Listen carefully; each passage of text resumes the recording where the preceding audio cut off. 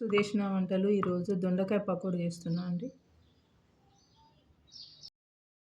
Cut చేస్తున్నా అండి.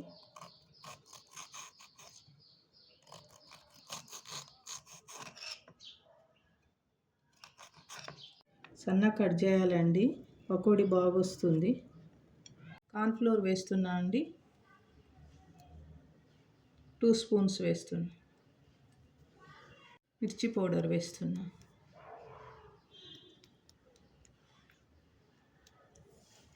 Salt వేస్తున్నా అండి.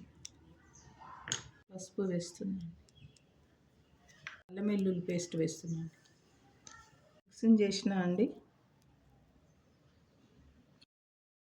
వేస్తున్నా అండి.